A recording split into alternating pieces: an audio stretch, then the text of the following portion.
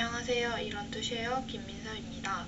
오늘 통합사회 영상에서는 교통통신의 발달과 정보화에 따른 변화에 대해서 살펴보겠습니다. 오늘 영상에서 다룰 내용은 삶의 이해 환경, 세 번째 단원인 생활공간과 사회, 두 번째 주제인 교통통신의 발달과 정보화에 따른 변화입니다. 이 영상을 통해서 여러분들께서 교통통신의 발달과 정보화로 나타난 생활공간과 생활양식의 변화 양상을 조사하고 이에 따른 문제점을 해결하는 방안을 제안하실 수 있으셨으면 좋겠습니다.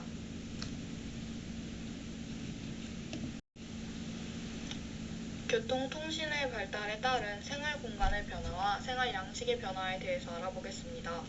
첫 번째 생활공간의 변화는 개인의 생활의 범위가 확대되었다는 것입니다. 이는 교통수단의 발달과 고속도로와 고속철도 등이 세워지기 시작하면서 직장인들의 통근권이 확대되었고 학생들의 통근권이 확대되어 나타난 변화입니다.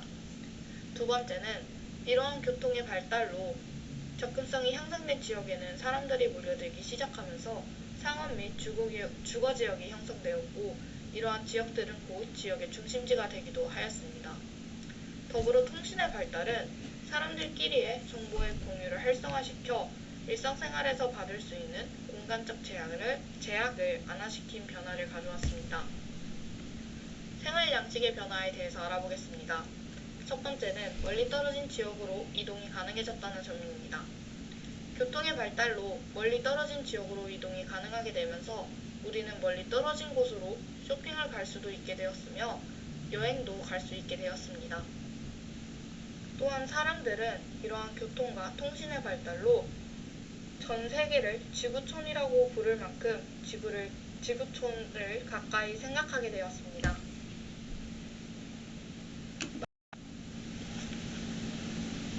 교통통신의 발달에 따른 문제점과 해결 방안에 대해서 알아보도록 하겠습니다. 생활공간의 격차입니다. 첫 번째, 교통통신의 조건에서 상대적으로 불리해진 지역이나 교통통신의 발달의 혜택으로부터 소외된 지역에서 지역 경제가 심화하는 문제점이 나타나기도 합니다. 또한 접근성이 향상된 도시의 인구나 경제력을 대도시가 흡수하여 대도시와 주변 중소도시 간의 지역 격차가 심화하는 문제점이 나타나기도 합니다. 이러한 문제점의 해결책으로는 첫 번째, 지역 격차 완화를 위한 정부의 정책 시행, 그리고 지역사회가 다양한 자원을 지역의 특성에 맞게 활용하여 지역 경쟁력을 강화하는 것이 해결책으로 나타나고 있습니다. 생태환경의 변화에 대해서 알아보겠습니다. 세계의 각 지역을 이동하는 항공기나 선박 등으로 인해서 외래 생물종이 전파되어 이로 인한 생태환경이 교란되는 문제점이 나타나기도 합니다. 또한 새로운 도시 건설이나 교통수단의 증가로 환경오염이나 생태계 파괴 문제가 발생하기도 합니다. 이로 인한 해결책으로는 교통 발달이 생태계에 미치는 부정적인 영향을 최소화하기 위한 생태 통로 건설, 또한 환경 오염물질 배출을 최소화하는 다양한 노력들을 기울이는 것, 마지막으로는 첨단 기술을 활용하여 접근하기 어려운 지역의 생태 환경을 관찰함으로써 생태 문제의 해결에 도움을 줄 수 있는 방법들입니다.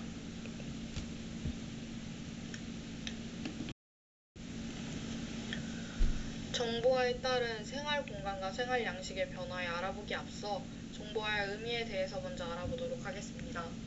정보화란 네이버 지식백과에 따르면 정보를 중심으로 사회나 경제가 운영되고 발전되어가는 것입니다. 산업뿐만 아니라 다양한 분야의 사회 전반에 큰 변화가 나타나는 것입니다. 정보화에 따라서 우리는 첨단 정보통신기기를 활용한 정보들을 이용하고 인터넷을 기반으로 한 가상 공간이 형성되고 있습니다.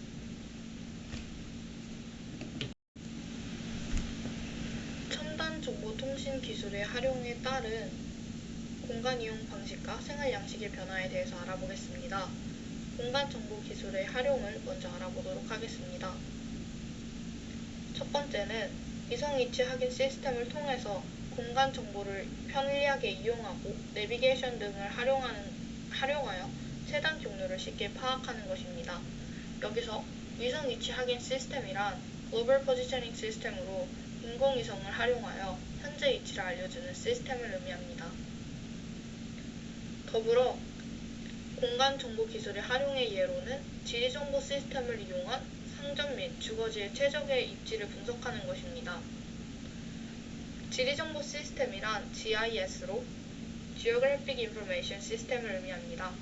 이는 다양한 지리 정보를 수치화하여 컴퓨터에 입력 및 저장하고 이를 다양한 방법으로 분석하고 종합하여 제공하는 시스템입니다.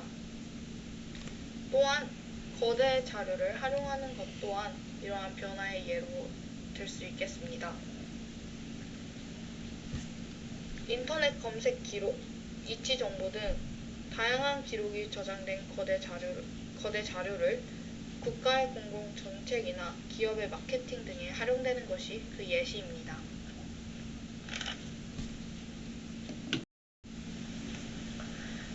다음은 가상 공간 활용에 따른 생활 공간과 생활 양식의 변화에 대해서 알아보겠습니다.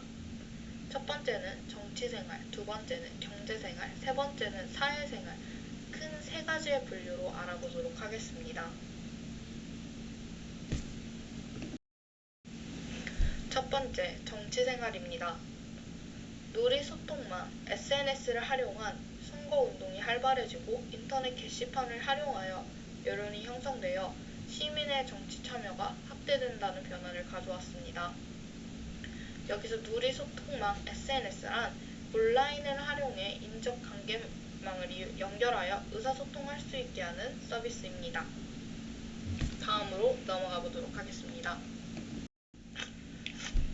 경제생활에 대해서 알아보겠습니다. 첫 번째는 지식정보산업 관련 직업이 증가하였다는 것입니다. 이러한 예시로는 지리정보 시스템 기사, 네트워크 엔지니어, 데이터베이스 관리자 등이 있습니다. 또한 가상 공간의 활용으로 재택근무가 가능해졌습니다. 더불어 1차, 2차 산업과 정보기술 간의 연계가 나타나기 시작했습니다. 여기서 1차, 2차 산업이란 1차는 농업, 임업, 수산업과 같은 산업을 의미하며 2차는 제조업, 공업, 건설업과 같은 산업을 의미합니다. 마지막으로는 가상 공간을 활용한 소비 방식의 변화입니다. 우리가 흔히 요즘은 인터넷에서 쇼핑을 하는 것처럼 전자상거래가 증가하였고 무점포 업체가 증가하였습니다.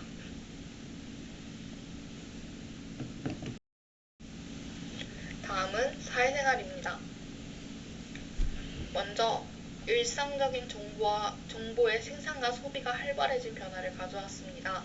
이는 쌍방향 통신의 매체를 활용하는 빈도가 굉장히 늘어났기 때문입니다.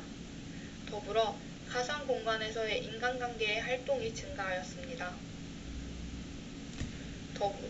또한 유비쿼터스 구축을 통한 온라인 교육이나 진로 서비스 등이 확대되고 있습니다. 여기서 유비쿼터스는 언제 어디서나 편리하게 컴퓨터 자원을 활용할 수 있도록 현실 세계와 가상 세계를 결합시킨 것을 의미합니다. 뒷장에서 그 예시에 대해서 뉴스 기사를 통해 알아보도록 하겠습니다.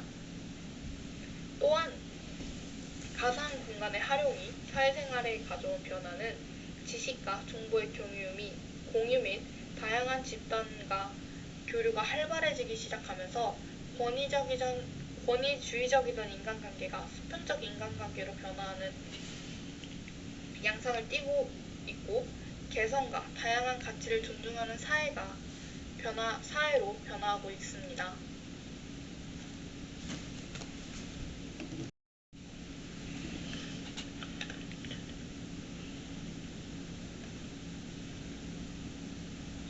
앞서 말했던 유비쿼터스의 사례를 뉴스 기사를 통해서 알아보도록 하겠습니다.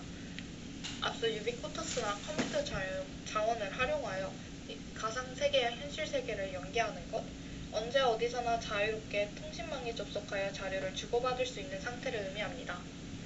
그 예시 중에 하나가 유비쿼터스 헬스케어입니다. 이 기사를 통해 보시면 칩과 센서를 심음으로써 언제 어디서나 자연스럽게 의료 서비스를 제공할 수 있는 것입니다. 관련 정보는 여러분들께서 멈추고 읽어보셨으면 좋겠습니다. 다음으로 넘어가 보도록 하겠습니다. 앞서서는 정보화에 따른 생활 양식의 변화에 대해서 알아보았습니다. 그렇다면 정보화에 따른 문제점과 그 해결 방안은 무엇이 있는지 알아보도록 하겠습니다. 첫 번째는 자신이 인터넷을 사용을 스스로 절제하지 못하여 일상생활에 지장을 받는 인터넷 중독의 문제가 나타나고 있고, 이와 더불어서는 개인정보 유출, 사생활 침해, 악성 댓글, 지적재산권 침해와 같은 문제점들이 나타난다는 것입니다. 두 번째로는 정보 격차의 심화입니다. 정보 격차란 정보의 소유와 접근 정도에 따라 계층 간의 격차가 나타나는 것을 정보 격차라고 합니다. 또한 감시사회 도래에 대한 우려들이 나타나고 있습니다. 국가기관이나 기업에 의한 정보와 정보 통제와 감시가 가능해지면서 이러한 우려들이 나타나고 있습니다. 마지막으로는 여기 오타가 있었고요. 마지막으로는 앞서서 말했다시피 가상 공간을 통한 의사소통이 활발해지면서 가상 공간 속의 인간관계에 의존해 대면적 인간관계를 기피하는 현상들이 나타나고 있는 것이 문제점이라고 할 수 있겠습니다. 그렇다면 이러한 문제점들에 대한 해결 방안은 무엇이 있을까요? 첫 번째는 사회적 차원의 해결 방안에 대해서 알아보도록 하겠습니다. 인터넷 중독자를 감소하기 위한 프로그램을 마련하는 것입니다. 또한 앞서 말했던 문제점들인 개인정보 유출, 악성 댓글, 정보 통제 및 감시 등의 문제가 나타나지 않도록 법적과 제도적 규제를 강화하는 것입니다. 개인적 차원의 해결책은 무엇이 있을까요? 먼저 스스로 인터넷 중독으로부터 벗어나기 위해 인터넷 사용 시간을 정하는 것입니다. 또한 정보 윤리를 준수하는 것입니다. 정보 윤리는 정보사회의 구성으로서 지켜야 할 올바른 가치와 행동 양식을 의미합니다. 이는 자신과 타인에 대한 존중, 자신의 행동에 대한 책임, 타인의 권리를 침해하지 않고 정보의 진실성과 공정성을 추구하는 정의, 타인에 대한 해악 금지를 원칙으로 하고 있습니다. 도를 넘은 악성 댓글과 가상 공간에서 도를 넘은 혐오와 비난의 시선이 오가는 요즘 정보 윤리를 준수한다는 것은 굉장히 중요한 태도로 보여집니다.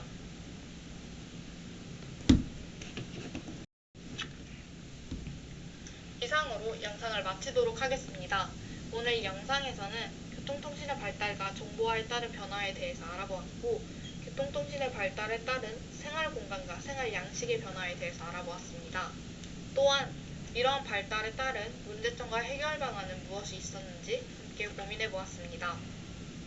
또한 정보화에 따른 생활공간과 생활양식의 변화, 첨단 정보통신 기술의 발달과 공간 이용의 방식과 생활 양식의 변화에는 공간 정보의 기술의 활용, 거대 자료 활용이 있었음을 알아보았고, 가상 공간 활용에 따른 생활 공간과 생활 양식의 변화는 세 가지로 나누어 정치생활, 경제생활, 사회생활에 어떠한 변화들을 가져왔는지 알아보았습니다. 끝으로는 정보화에 따른 문제점과 해결 방안에 대해서 알아보았고, 개인적 차원의 해결 방안에는 정보 윤리를 준수하는 것이 있었음을 알아보았습니다. 지금까지 영상을 봐주셔서 감사합니다. 이런트 쉐어의 김민서였습니다.